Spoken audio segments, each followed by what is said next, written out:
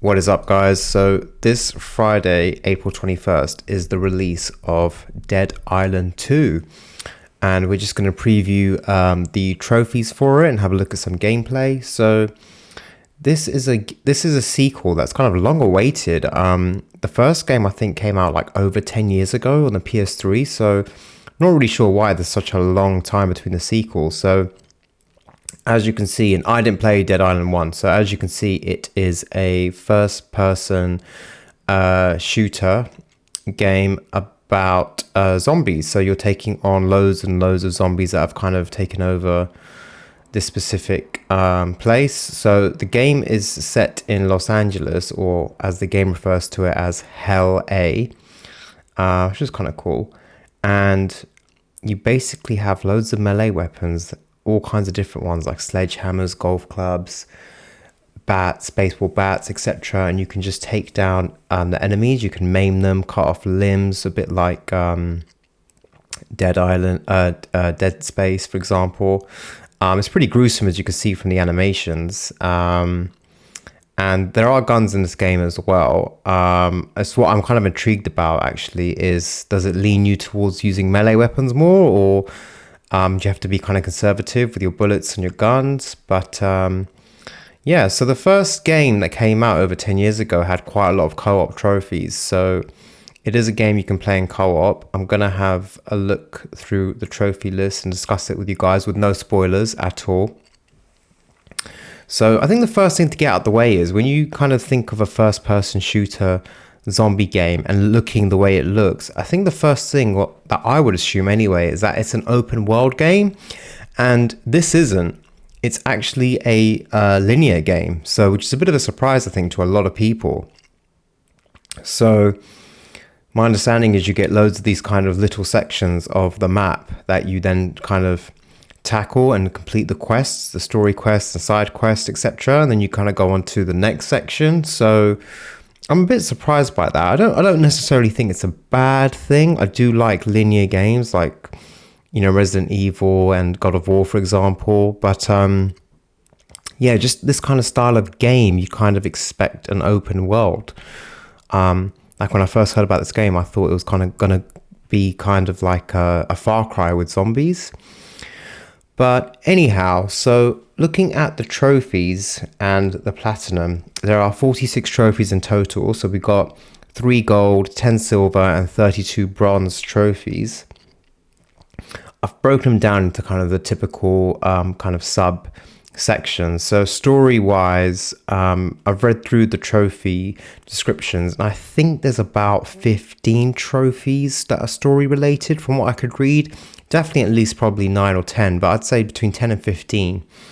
And out of the 3 gold trophies, you get 1 for completing the story, from what I've understood.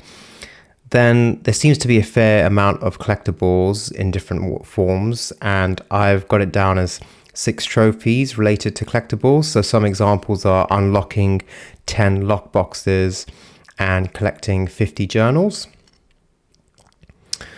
I do wonder, like, I hope this is one of those games that has unmissable trophies. So I'm presuming if you finished a section, let's call it a level, if you finish a level, then you go into a new area and you're on to the next level, I'm hoping you can still go back to the first one and you can backtrack and kind of go back and collect anything that you missed out on. So yeah, and then as you'd expect with a game like this, where there's quite a lot of violent combat and you can kind of maim the zombies and do different things to them, like blow them up, burn them, electrocute them. There's about 8 trophies related to combat. So some as examples are slay 25 zombies using finishing moves, maim 100 limbs, which is pretty cool. It reminds me of Dead Space. I think there's a trophy in Dead Space for breaking off a certain amount of limbs off the monsters. And then side missions, there's about 6 trophies related to those. So as examples, there's a gold trophy for completing 40 non-story quests. There are 14 quests in total, split between lost weapons and missing persons. So yeah, there's quite a lot of side quests for you to do in this game that you gotta collate to get the trophies. Then there are 9 trophies related to skills and upgrades. So there's a gold here, which is to reach level 30, which is I think is the highest skill level you can get to. And then there seems to be quite a few challenges. So there is a trophy for completing the first tier of every zombie challenge, completing the first tier of every weapon challenge, every combat challenge, survivor challenge, and exploration challenge. So that sounds like it could be time consuming depending on, I don't know how many challenges there are on each of the first tier, how hard they are, but and then I think a big one that will affect people's decision to get the game in terms of getting the platinum is the co-op trophies. And luckily there's only 2 for this game. So one is to complete any 5 quests in co-op and then revive other slayers 5 times. So I think you can play up to 3 people co-op in this game. So all you've got to do is complete 5 quests, and I read that as that can also be side quests. It doesn't have to be a main story quest.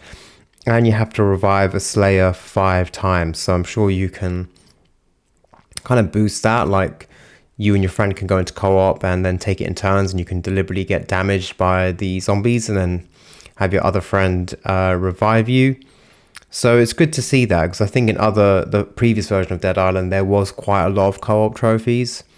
So it looks like a fun game. I think looking at all the gameplay that's available online, I see a lot of gameplay that's just like this. Like you have a melee weapon, you've got 6, 7, 8 zombies in front of you, and you're just kind of hacking and slashing away at them. So I think a worry would be it does look a bit repetitive.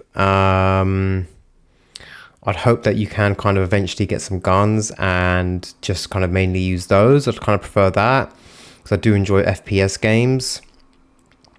I'm not fully sold on it yet. I'm definitely not going to get it day one on Friday. I'm going to wait for some of the reviews to come in and see what they're saying. Try and watch a few more videos. So I'm going to read the reviews on Friday and watch some more videos and gameplay. There'll probably be a lot of YouTubers that release like the first 40 minutes or hour of gameplay.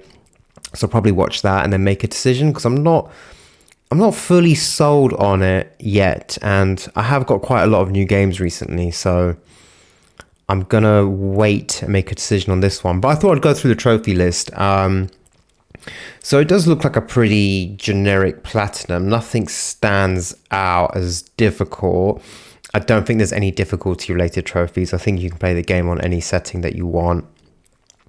But I think it does just sound like a platinum that involves a lot of kind of ticking things off the list. So lots of collectibles, finishing all the side missions, doing these challenges, etc. So yeah, so gonna keep an eye out on Friday, read some reviews, watch some gameplay, and then make a decision if I get this game in the next few weeks, or if it's something that I wait to go on sale. But that is kind of the trophy breakdown.